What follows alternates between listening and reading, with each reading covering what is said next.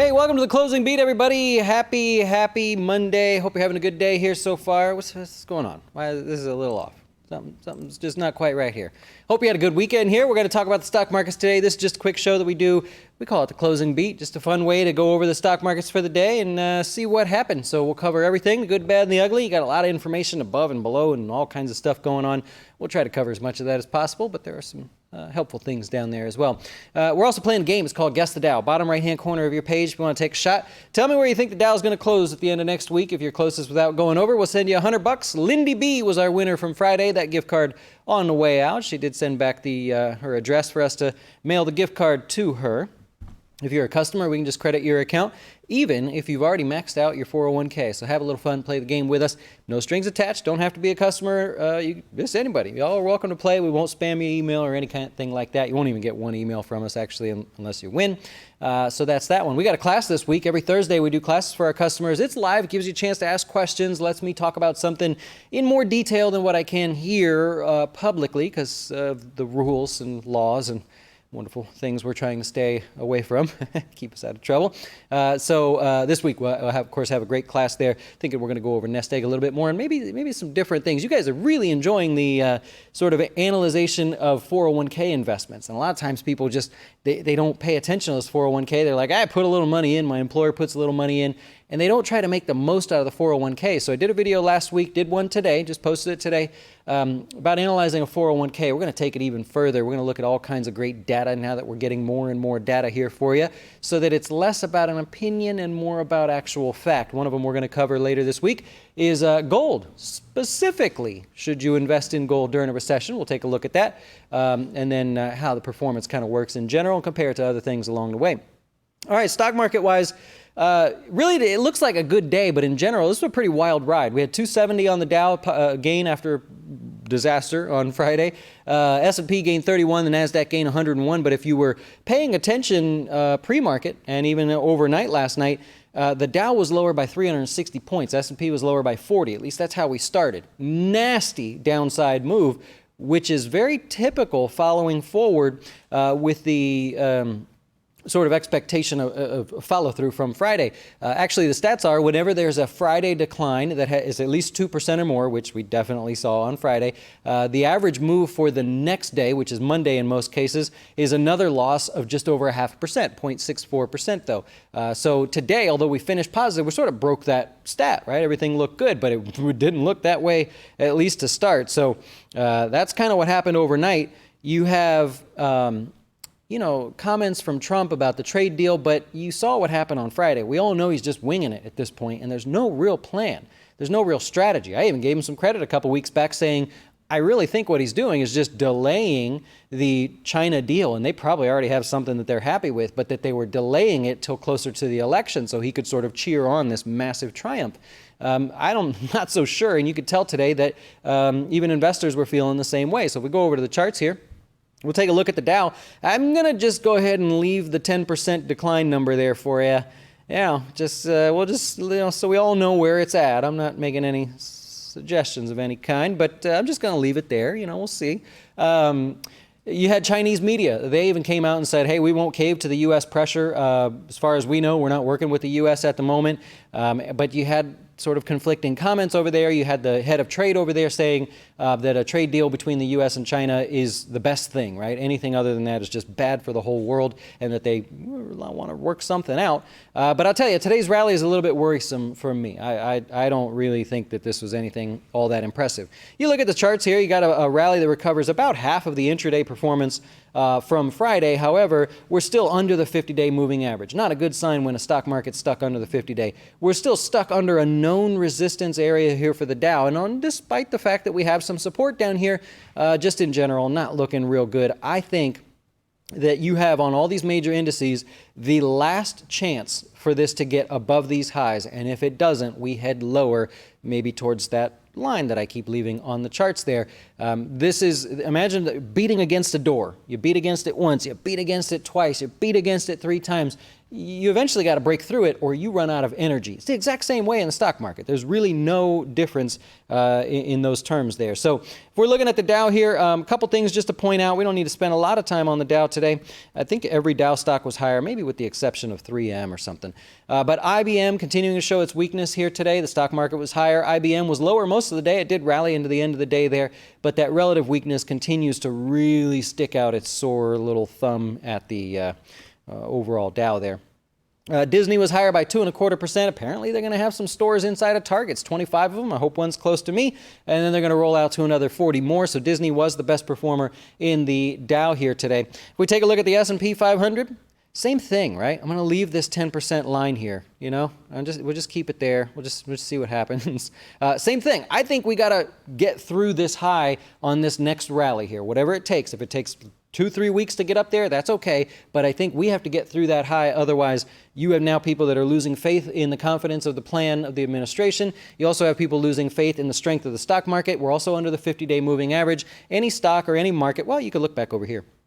Anytime you get stuck under the 50-day moving average and you don't make any progress to immediately try to get back over it, you get people that say, well, maybe we're just going down for a while. So with that in mind, if we do not make it above there and we start to trend lower, look, it's not so bad if we fall 10% overall.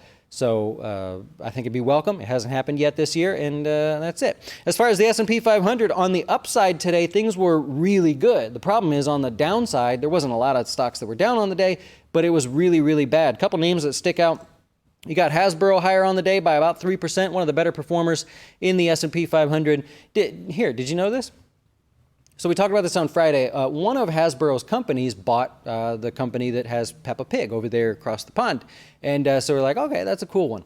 Did you know that that company also bought Death Row Records? I'm not making this up. They bought Death Row Records, which is Dr. Dre's record label. What?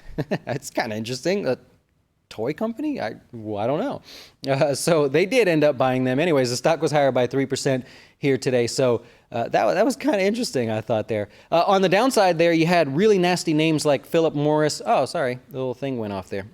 We'll fix that in just a second. You had names like Philip Morris. They were in the news. Did you know that officially the first human to die, which they really believe was because of vaping, that just happened, right? So had respiratory illness there, and it killed him. So stock was down by 4.3% on the day. That's a really nasty drop for Philip Morris in general, and puts it almost back to that prior support area if we can show it as it starts to pop back up again for us. There we go. Nailed it. So a big down day for Philip Morris. That puts it extended here in the short term for a stock that normally doesn't have very large moves just out of the blue like that.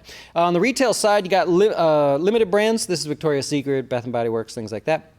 Really starting to roll over again, looking pretty nasty there in the short term.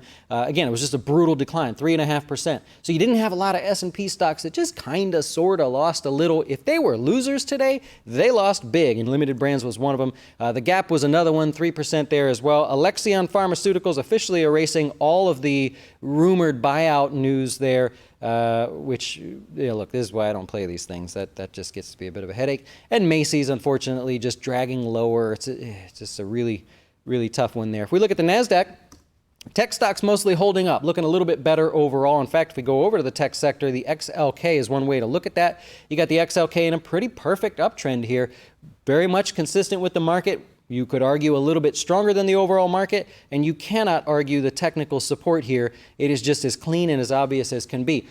The problem here is if we don't start getting away from it, and this turns out to be a lower high here, you all of a sudden have a great reason for the tech stocks to break through that trend line, and that will no doubt help pull down the market there towards that 10% area. So keep that in mind. You've got a lot of sectors here that are, not really helping out. We'll go through them here.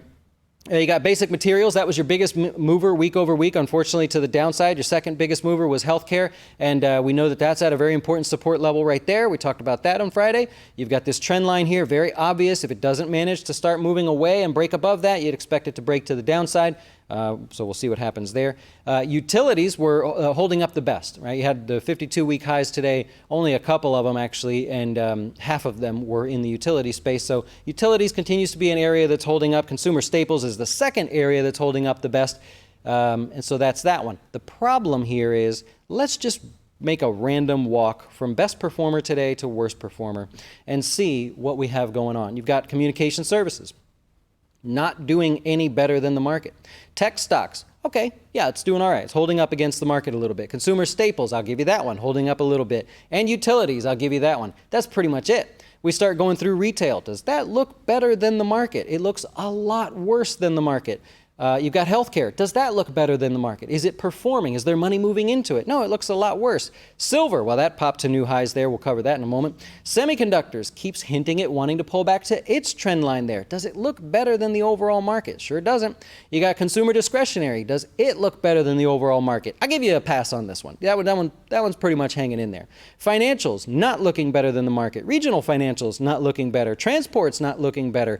You got REITs, okay, they look good there. Industrials, not looking better than the market. Home builders, all right, we'll give you that one. You see what I'm getting at here? You don't have across the board the market's just moving higher in every sector. Yeah, we understand like energy and retail is a tough space right now, but you have so many sectors that are weak relative to so many that are hanging in there. We can't even say they're strong. We could say utilities and REITs are strong. We can't say that the other ones are strong. We say they're just hanging in there. They don't look all that good there, so that's a tough one. I think it's a tough argument to say the markets are going to break above those highs with no problem. Now, I could be wrong, and there could be just a flood of money that comes flying into every sector. But right now, when there's good news, money is being very specifically placed in one sector or the other. It is not going broadly into the market. So it's definitely something you got to keep an eye on there. All right, let's go to silver. Popped to new highs there today. We're going to do that video on the gold and owning that during the recessions, because if you look at the price of gold, you also have gold looking pretty good there. Very, very strong, but we're not in a recession, and everybody wants to own gold in a recession. Should you own gold in a recession? I don't know. We're going to cover that one going into that. But if you look at the commodities today, they mostly did pretty good. Right? There's still a lot of concern generally about the health of the U.S. economy, the global economy, and so you have people saying, well, this safety net, I should probably go over to it and start investing in it. They're just trying to beat you to the punch. That's it. Just people trying to invest in gold, silver, any of your commodities, your metals ahead of schedule there. So, let me move on here to bonds. We'll use the TLT. We're going to use the TLT today. So bonds remain inverted. They're actually inverted by a couple basis points at one point today. They sort of finished flat on the day, but it's not looking good in general. Today was the longest that they remained inverted intraday if you had a clock. For every time they went inverted, if you started a clock today, today was officially the longest there. We do a 10-year look back of the TLT. We've got some good news here for you. If you look at the TLT and you say, okay, from today going forward 1 month, what is the performance like? This from last year, the year before, the year before, the year before. So in other words, from August 24th to September 24th, now cut that little slice out and go look back 10 years at that individual slice. How does the bond market perform? Well, 100% of the time, 3 out of 10 years in a row had it been actually positive, meaning, there's a 70% chance that this actually trades lower over the next month, which is welcome, right? It's something you're interested in because that correlation lately between the bond market and the stock market, you don't like it so much if you're an active trader or an investor. So by bonds pulling back, that may add a little strength to the overall U.S. market. So you would welcome that statistic becoming true. Again, over the last 10 years, this next month tends to be a weak spot for the overall bond markets, meaning yields move higher and prices tend to move lower. Add to that it's pretty extended here in the short term, and you have a pretty good expectation that, hey, maybe things would just pull back a little bit. So that's that one. All right, new highs, new lows. You only had four new 52-week highs today. You had REITs and utilities, and really Crown Castle was the REIT, just chugging along, having a great time there. And then you had two utilities. That'd be WEC and SRE moving to new highs. Pretty interesting little breakout there on SRE. But other than that, only 4 new highs. That's not good. That also shows you how weak the overall rally is. Does it not? Right? If we had a great day here today, you get that there's not going to be a lot of them because Friday was pretty disastrous. But you have no stocks just recovering even half of what happened on Friday. So just keeps making me look at this and go, this is a weak rally. This is just not all that interesting. So let's move on. You got new lows. We already talked about it. Limited brands. You got Macy's moving to new lows here today. TripAdvisor sticks out as a stock making new lows, starting to roll over here in the short term. A couple interesting stats for you. Let's look at PayPal first, because I think some of you have this PayPal. PayPal average gain over the next 5 days, given how much it's sold off here recently, is 1.13%. It's positive 60% of the time. That's not great, but it's better than nothing. If you own the stock and you're like, hey, is it going to bounce? Well, 60% chance that it gains at least 1.13% over the next 5 days. We'll follow along and see what happens. Now, technically it happened today, but let's follow along. Let's just see what happens here. And then if we move on over to Lind, that stock is also sold off. Now, today was a touch higher, but 84.6% of the time when the stock sells off as aggressively as it has, it's higher in the next 5 days by 1.79%. So that leads you to believe there's a chance for a little rally here in Lind. We'll see what happens. In other news, you got Johnson & Johnson. The shares were higher. I believe they were still higher as last I looked there. 129, up a couple bucks there. So not a bad little rally there. Can you believe it? The shares were higher because they have to pay $572 million to the state of Oklahoma. See, they advertised the opioid drugs. They advertised them, well, what they've considered to be in a wrongful way. So they had to pay $572 million. Why is the stock higher? Well, they were supposed to pay like $17 billion. Oklahoma wanted like $14 or $17 billion. And so it's considered a win, right? $572 million for being one of the only companies that did not settle. They went through the whole entire case, and even though the judge ruled against them, 572, it's just, hey, it's a drop in the bucket for them, so they're happy to be away from that. There's still a big case out in Ohio, actually, where Johnson & Johnson's a part of that, and a lot of those companies are starting to settle. Do you think Johnson & Johnson's going to settle? Sure doesn't seem like they want to settle there. And then before we take your questions, if there are any questions, let's take a look, because it is still retail earnings season, right? We had Home Depot last week. You had the big gain there, 4%. You had Urban Outfitters, 7%. You had Target, that was the big one, 20%. Nordstrom, 10%. The Lowe's, 10%. Nordstrom, 15%. BJ's Wholesale, 17%. So you had a really good earnings week for stocks last week. What's going on this week? If you're playing the old retail stocks there, let's take a look and see what we have here. So nothing really tomorrow. It's kind of a lighter day. You've got Jill. I'm not really familiar with that store. I don't follow that. And they just bought somebody, I believe. But anyways, you got Express. Doesn't do so well on earnings. Let's look at the ones that do really well here. Tiffany beats on earnings 71% of the time. Average stock price changes by about 2%. The problem is it gaps 1.5% higher, so you got to catch it on the gap. That'll be August 28th in the morning. Five Below, I believe, is the best performer out of the group here. Let me just have a look-see. Five Below, they've reported 28 earnings announcements since going public. They've beat on 86% of those earnings announcements. Average gap higher is 3%. Average gain for the day is just about 4%. So lets you know that they have a pretty good track record there. If there's any earnings stocks you're thinking about playing this week, I'd be happy to take a look for you, but I don't think I'm going to go through all of these. I want to just see some of the better performers. Burlington. Wow. Okay, so Burlington beats 87% of the time. Average gap's about 3.2%, sorry. And then Lululemon. So Lululemon beats most of the time. 94% of the time they beat on earnings. It's not a very active stock, about a 1% change on earnings day. And Ulta, that'd be worth pointing out. That'll be later in the week on the 29th after hours. Ulta, out of 45 earnings reports, beat at 91% of the time, and that's an active one, right? Full day move there, about 5.25%. So there's other ones in here like Tilly's, Abercrombie, Best Buy coming up this week, Dollar General, Dollar Tree always together. They say Williams-Sonoma coming up. Ollie's Bargain Outlet. I honestly had no idea that was a public company. I just went to my first Ollie's Bargain Outlet somewhere in like southern Florida, Naples, Fort Myers, somewhere in there. Interesting store, but honestly, I had no idea it was a public company. They've apparently been public for the last 15 quarters, and they've reported a beat on earnings 100% of the time. I would check the volume on that if that's something you're interested in playing along there. But that gives you some ideas there. And we'll take your questions if you have any. Dustin, do you know what the percentage of institutional versus retail investors in the market, and you think it's better for the market to have more individual investors?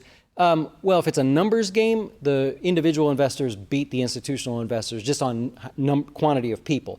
Problem is, institutional investors beat us with dollars. They have a ton more dollars, so it's always more interesting to follow them. Don't try to guess what the retail trader's going to do, unless you're a day trader and you're playing gaps and things like that. Then you want to know what your fellow day trader's doing and how they're responding, because then on one stock, in one brief moment in time, you can have an impact, and they do. I used to watch that happen in real time, actually, without incriminating myself. Anyways, TVIX, what's your question on that one? I don't like that one. I don't like leverage volatility. Volatility is tough enough. Don't leverage it. Yeah, that's funny. Let me see what I can find here, if anything. Real quick. Sorry, we'll just dive into this. And 1 second. I got to go back. A little unprepared there. All right, sorry. What's the question? I missed it. How does waste management look for earnings growth? Earnings growth, slow and steady earnings growth there. Let's see. Can I pull it up? Waste management beats on earnings 63% of the time, beats on revenue only 25% of the time. It's a 50-50 shot whether it's positive on the day after earnings. The analysts are usually spot on with that one. So it's very rare that there's any sort of large gap one way or the other to surprise. PNGAY, haven't looked at it. Have no opinions on that one. How do you determine which stock in your portfolio, in your funds, you'll purchase more of? You know, when we do, I'm going to do more of these because I think people are interested in that. And if I'm wrong, then nobody will watch and it'll be a big mistake. But I think more people are interested in how portfolios are built. So I'm going to be sharing more of that with you in terms of like how we do things. I started with the 401ks because it's the stuff that most of you guys have, and you can go sort of be inspired to go look through your 401ks. But we'll get into things like building random portfolios just to see how do they perform. A big one for me would be building a portfolio that beats the market. I want to show how you can just sort of do that by just putting together a few things that move faster than the market. So we'll do that. Yeah, we'll definitely do that for sure. Little by little, I'm going to do more of those videos now that we have big boy dollars to buy the data. The data's the, oh my gosh, they just so much for this. Data's there. Sorry if I missed any of your questions there. I'm going to keep looking there. Do you think the sell-off is over? No. Speechless about this market. Is it time to go on vacation? If you're a long-term investor, yeah, I would look away a little bit. Just seasonally. This is typically the season where the markets are more volatile than normal. So if you don't like the daily back and forth, these big gains, big losses, yeah, you might want to look away. If you're an active trader, don't you go anywhere. This is your market. You get in there and make that money. Different audience, though. Target audience there. I got you. Is S&P 500 still in a wedge? It's in a no man's land, sort of jello on a plate sort of action there. We got the highs, we got the lows. Those are well defined. Those are what everyone is going to be looking at. If we cannot get above those highs in any meaningful way on this next rally, whether it's the rest of this week and we end up going back to those highs, if we don't get anything accomplished there, I just don't think there's a tweet that can save us at that point. We'll see. Yep. You're welcome. You're welcome. Any idea why the market rally at the end? Is it shortcut? Oh, at the end of the day there? A lot of times you have market on close orders. People have already made up their decisions of what they need to do. You also have people that have decided to, there are different companies that will place their orders at the end of the day because of volume, right? Because at the end of the day, there's a lot more volume. If you're a guy that, or a company or a fund or something that needs to get a lot of shares, you're not going to do it right there at 3 o'clock or 2:30. There's just not a lot going on. You're going to do it at the end of the day when everybody else is flooding the market with their orders. So the biggest times in the market to find the most volume is right on the open and right on the close. And so that's why you tend to see in the last 5 minutes of the day, one big wiggle one way or the other, or a little bit of volatility. Those are orders getting filled. It's sort of, I mean, it's obviously not representative of anything that could happen the next day. It's not worth studying. It's just volume and orders getting filled towards the end of the day that had yet to get filled the old-fashioned way. Yep. Yeah. Best option strategy. Maybe you guys are talking to each other. Yeah, you would call that a consolidation. That's a great way to say it. You have a wide, nasty consolidation. Not textbook by any means, but you still have a consolidation. Thoughts on Nokia? Very weak overall. Very weak relative to the market. Very weak relative to international markets, actually, if you're going to go over there and compare it. Very weak. You don't want to be the one to try to guess that bounce. You want to see it bounce first, I think. That's my personal opinion there. All right, let me see. Did I cover everything? I had a lot going on today. Let me make sure we got that. We did the sheet there. We did the earnings. Let me take a look over here. We've got Amgen buying Otezla. Finally, maybe those TV commercials will stop airing down here from Celgene for $13.4 billion. GoPro says tariffs won't affect us. They probably shouldn't have said that. I don't know. If I was the CEO of GoPro, I'd probably be like, oh no, this might hurt us a little bit, and then come out and beat what everybody starts expecting of you. They could really use that. Qualcomm lost their CFO. That was last week, though. Roku. Barron's over the weekend said that Roku was the best stock to play if you want to play a streaming service, that it wasn't Disney, it wasn't Netflix, that it was, in fact, Roku that you want to play. That is their opinion, not mine.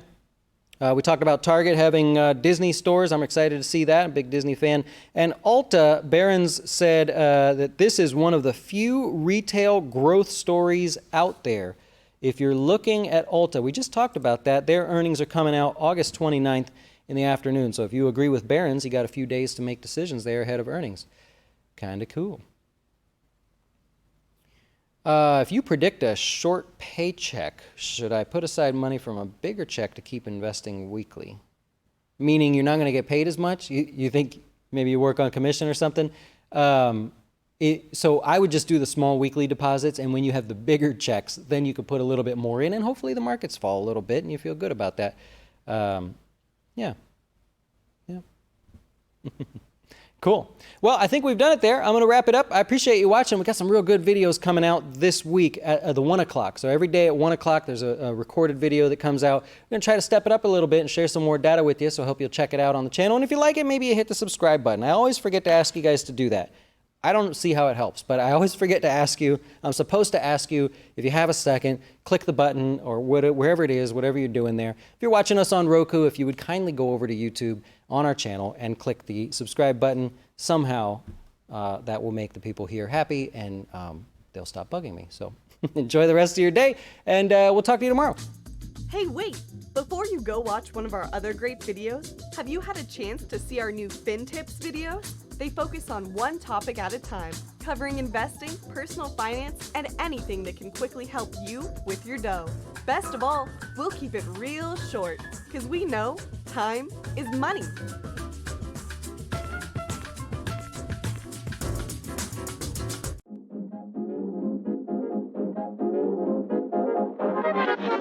Why should you choose Jazz Wealth as your retirement or long-term investing service? Our portfolios are managed by us, not some faceless mutual fund manager. Our private classes will teach you everything about investing and getting your dough straight.